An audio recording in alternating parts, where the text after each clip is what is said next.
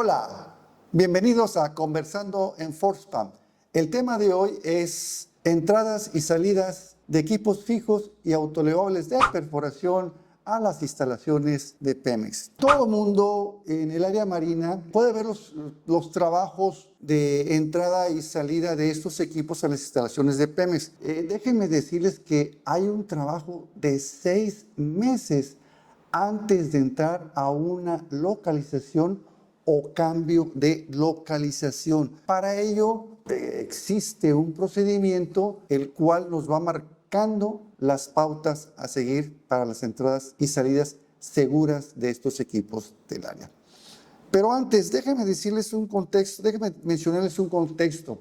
¿Cómo se genera la perforación? La gente piensa, nada más ve que el equipo entra, sale, perfora, se está tanto tiempo, ve los conductores, le extraña por qué no hay una secuencia de intervenciones con número de pozos. No, todo hay una estrategia científica muy bien pensada. Miren, la gente normalmente no sabe por qué los equipos fijos y autoelevables de perforación, voy a hablar equipos de perforación de la zona marina para abreviar un poco. Todos los equipos fijos, todos los equipos de perforación en la zona marina tienen contrato de 3 años. Les comento, para empezar, ¿cómo se genera el petróleo? El petróleo simple y sencillamente es materia orgánica en descomposición, bajo presión, con ausencia de oxígeno. Materia orgánica, no estamos hablando de dinosaurios o de animales, microorganismos, a través del tiempo. Si estos se descomponen a través del tiempo, van generando petróleo, generan gases y sobrepresión. Aquí vamos a hablar del activo Cantarell, a 3.200 metros. 3.200 metros se encuentra el yacimiento. Hubo antes un proceso de exploración. Las plataformas localizaban el yacimiento, lo delimitaban a 5 kilómetros, ya hacían su cálculo y hacían su reserva aprobada. Eso hacía la gerencia de exploración.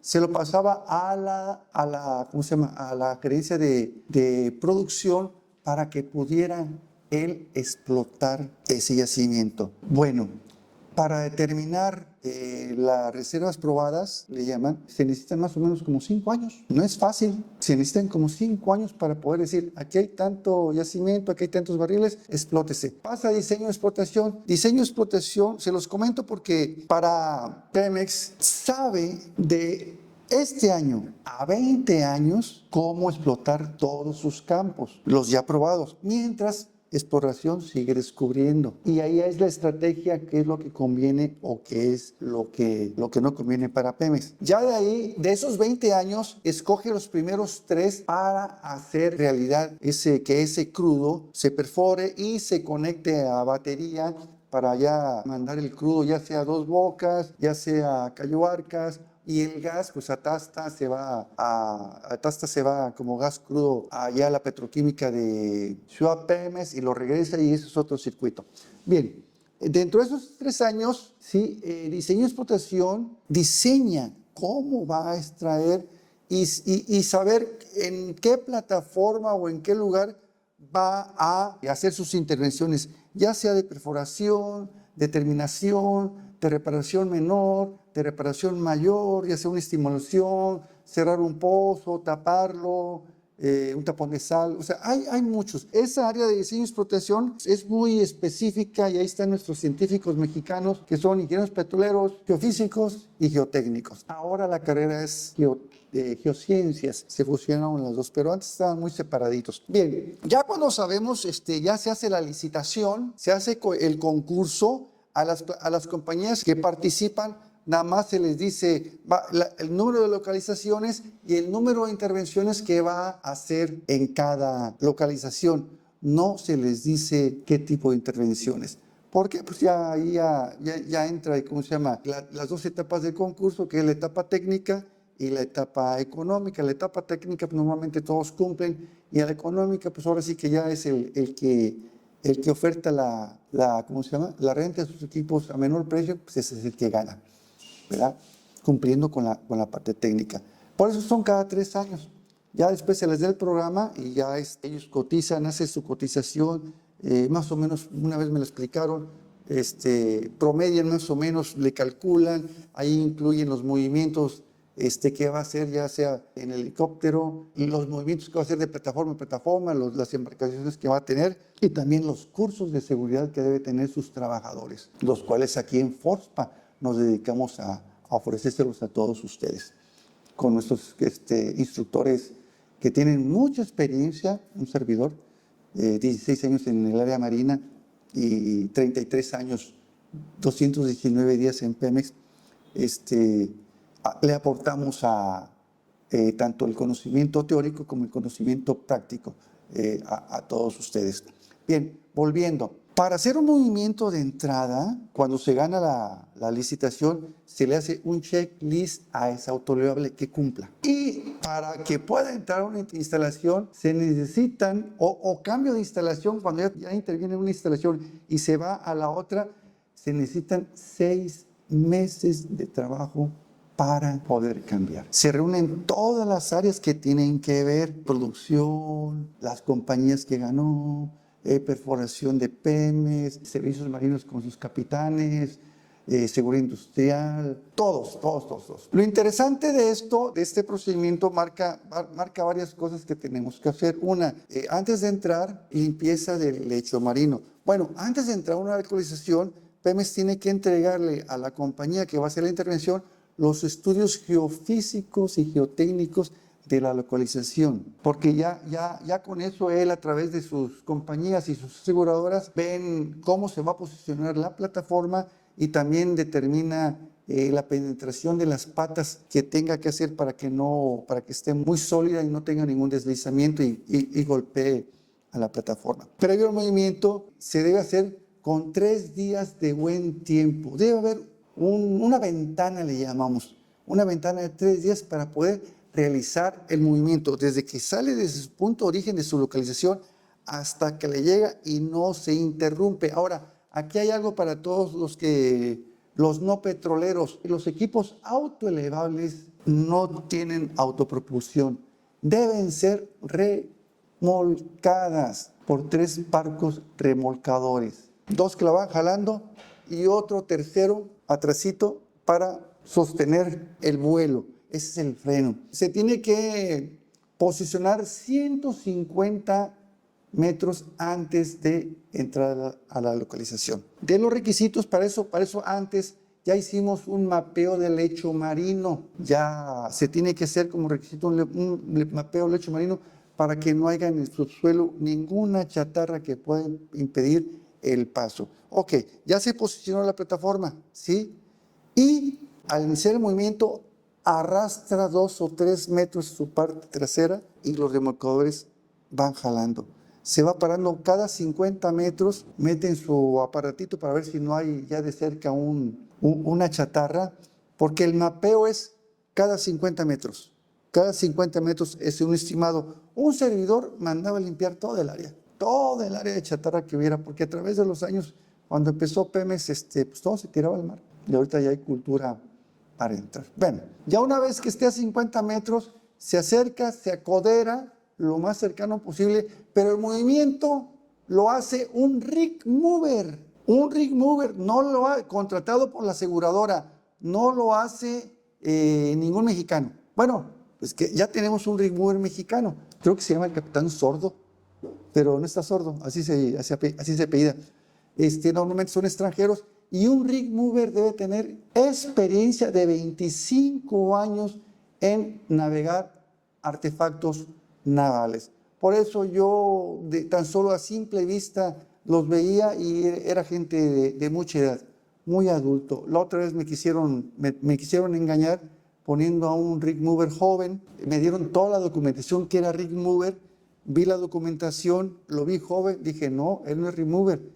Me insistían tanto, lo único que les dije, bueno, entréguenme toda esta documentación apostillada, por favor, por la embajada de su país. ¿Y qué creen que pasó? Me cambiaron el rig mover y me trajeron un viejito, ¿sí? También no se crean que por ser extranjeros, a veces nomás quieren vendernos espejitos. Y después también, pues como también son de edad, solicitábamos antes de cada movimiento un examen de del estado de su corazón, porque sí nos pasó. Nos llegó a pasar que un rig mover pues, le dio un infarto en pleno movimiento. Y ya por experiencia, pues imagínense, 25 años de experiencia de capitán, no de marinero, trabajando como capitán, 25 y pues normalmente deberían tener más de 50 años todos, los rig movers. Con eso me referenciaba. Muy buenos todos, muy buenos todos, pero también no falibles. Ahora, los movimientos eran mucho logística. Estamos hablando de puro autoelevable. Para los equipos fijos, ahí sí, aquí ya los equipos fijos, híjole, casi no se usan, pero hay plataformas en las cuales ya en la zona de entrada a los pozos ya hay separadores y tanques, entonces ya tienen que forzosamente que entrar equipos modulares. Entonces se tiene que hacer una visita en el área en donde nosotros le entregamos los planos de estructura de la plataforma, ellos hacen la simulación, cómo van a entrar, cómo van a acomodar, y en sitio ya hasta nos piden, ¿cómo se llama? Cantilever, espacio para todo eso, ¿eh? Y ya, ese es otro tipo de movimiento que se hace con ellos. Pero lo interesante está en las autoelevables, fíjense, porque ya cuando se codera ¿cómo se llama? La autoelevable, viene la penetración de las patas. Se bajan las 3 patas, bueno, una ya viene arrastrado, se bajan las otras 2 patas y ya la aseguradora de la compañía determina a qué profundidad mete cada pata y después sigue el protocolo de estanqueidad. ¿Qué significa esto? Donde están las patas, tiene sus, ahí le van con cláusulas, esclusas, perdón, le ponen y cargan agua. Mucho peso y no debe haber ninguna penetración súbita. Lo curioso de aquí es, a mí me da risa porque había 2 maneras de ver si había inclinación o no inclinación de tecnología de punta. En el puente de la plataforma donde está el mando, sí, hay una gota de agua, hay un tubito de vidrio y tiene una gotita de agua con 2 rayitas. Si la bolita de agua, la bolita de aire, la gotita de aire se mueve, hay movimiento. Más aparte, en la parte baja de la plataforma, esto me da risa, se ponía el trabajador, el extranjero normalmente, amarraban un palo de escoba al conductor, al pozo conductor del pozo, le ponían una rayita y ahí se quedaba viendo a ver si se movió o no. Así se la pasaban, no se movía ahí, él nomás estaba reportando cada hora, estaba bien, entonces el protocolo son cada 8 horas. 8 horas. Si se mueve tantito, se saca la plataforma, se vuelve a meter y se reinicia de nuevo el procedimiento de penetración de patas. Por ejemplo, miren, les voy a un caso cuando entró aquí por primera vez Typhoon, la compañía Typhoon a trabajar. Esa compañía es del tío Richie, de Ricardo Salinas Pliego. Recuerdo que aquella vez me comentan que llegó con muchos a exigir el contrato, ¿sí? Bueno, de alguna manera se lo dieron y en su primer movimiento golpeó la estructura de Pemex. ¡Pau! Recargón. Feo. Y obviamente había un compadre que trabajaba en ese entonces, yo estaba en la región marina noreste, mi compadre estaba en la sureste, eso pasó allá y pues ya tenía yo experiencia en esto y me pregunta, compadre, pasó esto y ya lo único que le dije fue, a ver, compadre, cuéntame. Dice, ¿sabes qué?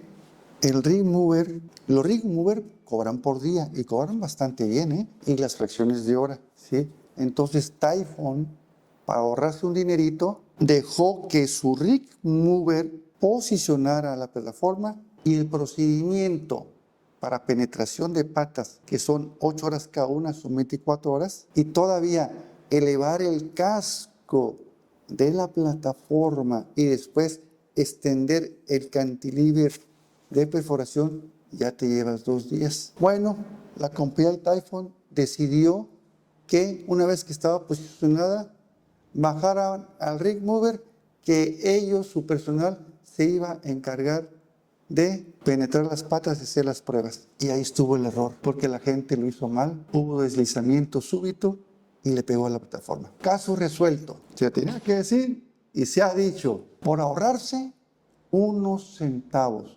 Y ahí entra el procedimiento.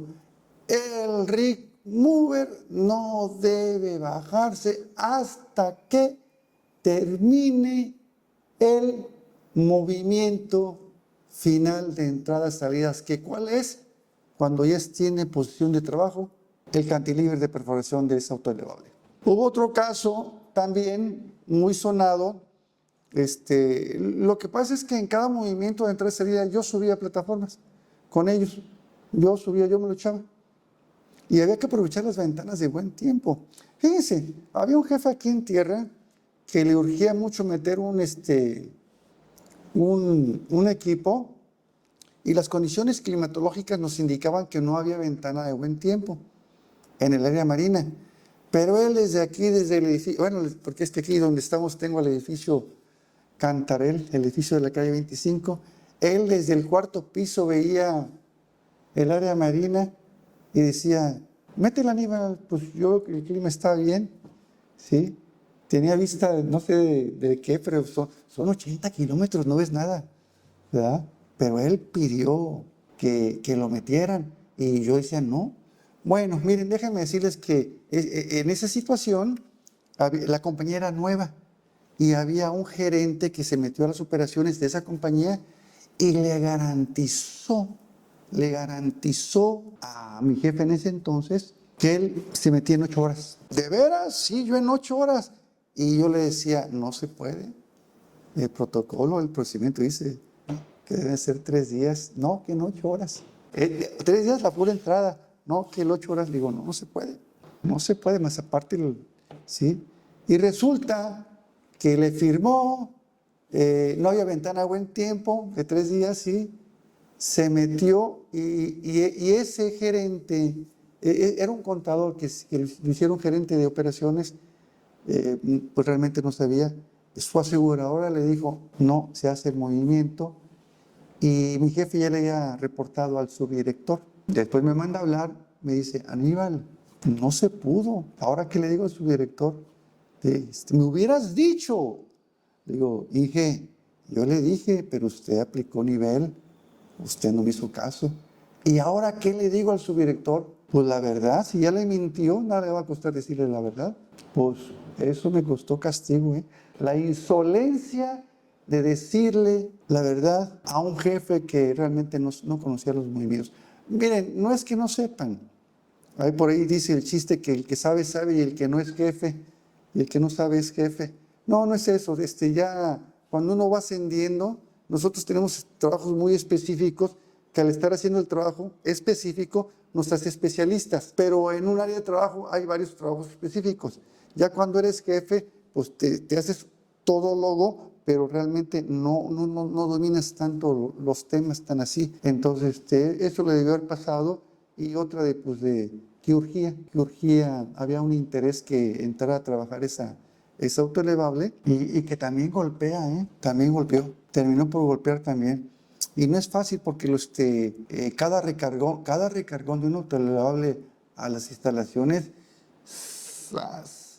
son palabras mayores, son millones y millones de pesos los que van de por medio, porque al final de cuentas se tiene que hacer, cuando se golpea una estructura, se tiene que hacer el análisis estructural de toda la base de la plataforma, ¿sí?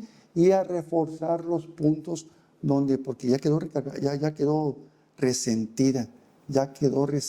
Por eso cuando la compañía que iba a entrar siempre nos pedía el análisis estructural de la plataforma fija, más los que eran los equipos fijos por el peso. Y ahí teníamos que hacer el trabajo con anticipación y también reforzar las partes donde ese trabajo lo hacía el IMP. Tenemos especialistas en IMP, nos apoyaban y ellos nos decían que reforzar, y mandábamos a la gente servicios marinos que se encargaba de hacer eso. No es fácil, es bastante emocionante, pero de esa manera más o menos es una manera global de decirles que el grupo multidisciplinario está compuesto de todas las áreas que están involucradas para llevar a cabo el trabajo de entrada y salida de los equipos fijos y autoelevables de perforación a las instalaciones de Pemex. La salida es otra. No es fácil tampoco salir, ¿eh? No es fácil porque a la inversa también necesitamos 3 días de buen tiempo. Otra, tanto a la salida como a la entrada, todas las líneas que estuvieran a 150 metros de la autoelevable se tenían que cerrar y se tenían que desfogar. Era complicado porque el procedimiento decía que se tenían que desfogar a 0 presión. El procedimiento estuvo mal hecho.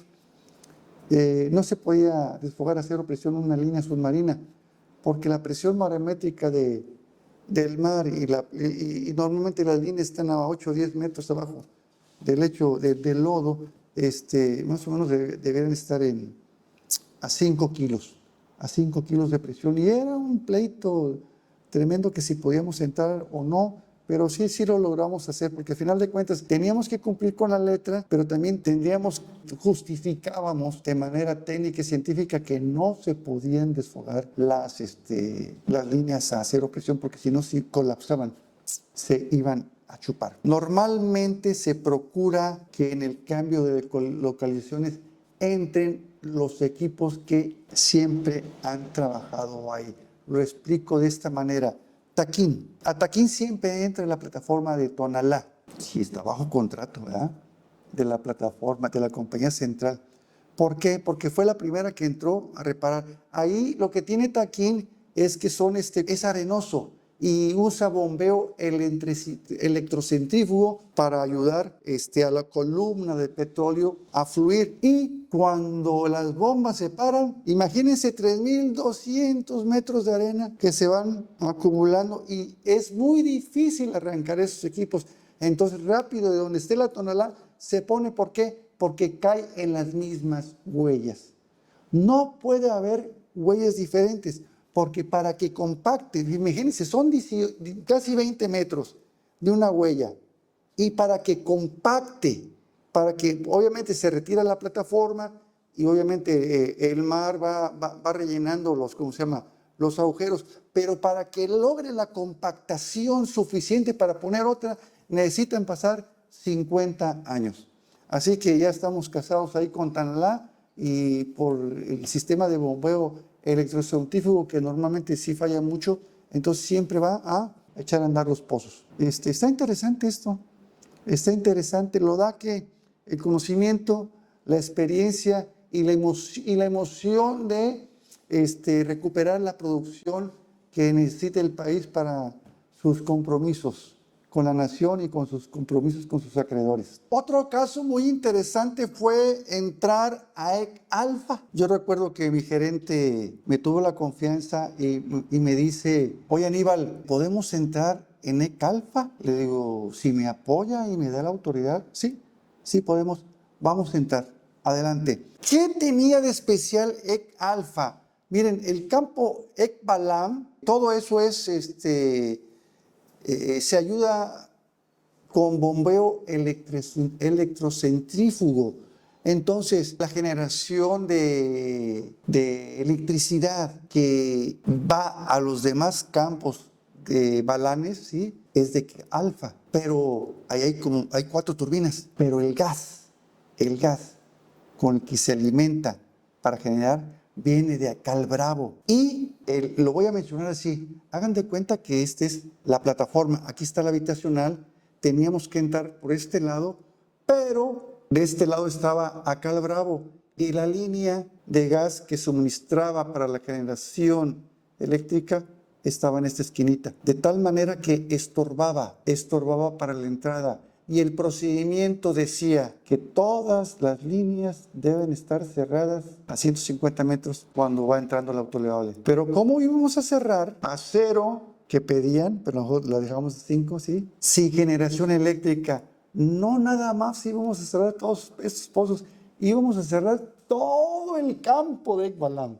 Iba a dejar producir todo el campo del Balam y como son arenosos también, ¿sí?, se iban a taponear todos. Entonces llegamos a un acuerdo con la aseguradora, con la compañía, de hacerlo con bastante precaución. Y con los técnicos de Pemex le dijimos, ¿cuánta presión de gas necesitas para mantener el mínimo de generación eléctrica? Y coincidentemente dijeron 5 kilos, pero necesito el mínimo de tiempo. Entonces, cuando inició el movimiento de 150 metros, se decidió dejar de suministrar gas y que se depresionara la línea N-Calfa. Entonces íbamos con el tiempo, entraba la plataforma, se iba depresionando, entraba la plataforma, pero no la posicionamos, voy a usar ese celular, no la posicionamos así. Nos alejamos lo más posible de la línea y se posicionó de este lado. Pero por acá estaban los escapes de las, ¿cómo se llama? De las turbinas que pegaban, fue todo el trabajo de 6 meses de anticipación, fíjese, que pegaban, pues le iban a pegar el casco, los vientos estaban así, se iba a calentar la plataforma. Entonces, a todos los escapes le cambiamos la ruta y le hicimos una L. De tal manera que de este lado, pues de por sí aquí no había grúa de este lado, todos los movimientos de la embarcación eran por estos lados. Dijimos, bueno, por aquí ya se puede. Y aún así, cuando se posicionó, ¿sí?, se enfriaba la pared con agua de la plataforma, porque sí, la reacción sí llegaba. Pero se posicionó y cuando llegó a 5, se abrió el suministro para que empezara a elevar.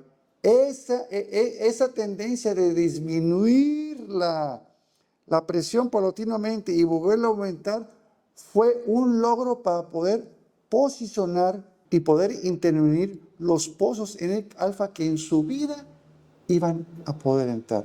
Esa es una satisfacción personal que tuvo un servidor, pero quedaban 2 pozos que no alcanzaban. Y de nuevo mi gerente me dijo, Aníbal, ¿podemos posicionarnos? Le digo, sí. Entonces nada más la plataforma se corrió un poquito más, pero que no cayeran, digamos, vamos a suponer que es una luna, viendo así en la perspectiva el pozo, que la pata no cayera aquí, así, sino que cayera a un lado, y aún así hubo deslizamiento. Fue interesante, pero se logró. Pero de esa manera pudimos lograr intervenir N-Calfa y lograr al máximo elevar la producción y poder intervenir en esos pozos, todo con seguridad. Miren, mientras estuve al frente del movimiento de entrada de equipos, 0 accidentes. 0 accidentes tuvimos porque éramos muy necios y muy conscientes. No entrábamos a entrar por entrar. No entrábamos a entrar por entrar. Ahora, otra hazaña fue, es que está bastante interesante la logística, y aquí sí, déjenme decirles que no trabajamos de acuerdo a la normatividad, pero sí lo hicimos, y lo hicimos con bastante seguridad. No recuerdo la actualización, pero en zona abierta llegó el equipo de perforación y empezó a perforar los pozos. Ya localizados, empezó a perforar los pozos, ¿sí? Mientras se construía la estructura. Ya una vez que se hizo la estructura, se retiró el cantilever del autoelevable, y sin retirar el autoelevable, se puso la base de la plataforma. Sin accidentes y con la experiencia en la seguridad. Otra hazaña fue en la zona de Cumasa, en donde 2 autoelevables logramos que trabajaran, tanto una en los pozos de producción y otro en un adosadito. ¿Qué es esto? Una está trabajando aquí y la otra acá. En el mundo se logró se ha logrado ese tipo de intervenciones. Pero lo que les comento es esto. Ya a estas alturas, los técnicos e ingenieros mexicanos tenemos toda la experiencia del mundo para poder realizar todos estos trabajos. Hay mucha experiencia de por medio, y en estos cursos la ponemos al alcance de todos ustedes. Bueno, hay mucho de qué hablarles. Hay muchas experiencias, no todo es dulce. Eran en las juntas de los grupos multidisciplinarios eran agarrones, agarrones que cualquiera que no fuera petrolero y estar en esas reuniones hubiera pensado que ahí nos íbamos a agarrar a golpes o afuera, terminar la reunión, pero no, en Pemex tenemos la cultura de nada es personal, todo es de negocio. Una vez terminada la reunión, cuates, porque cada quien defendía su postura y cada quien defendía sus áreas. Me dio un gusto que me dieran la oportunidad, FORSPA, de exponer esta breve y muy sencilla explicación de cómo se hace un movimiento, pero son 6 meses de anticipación para trabajar y se necesitan mínimo 3 días para mover un equipo, iniciar el equipo y que llegue a posición firme, segura y que pueda extender su cantilever para poder iniciar sus trabajos. Un gusto estar con ustedes y nos seguimos viendo. FORSPA es calidad.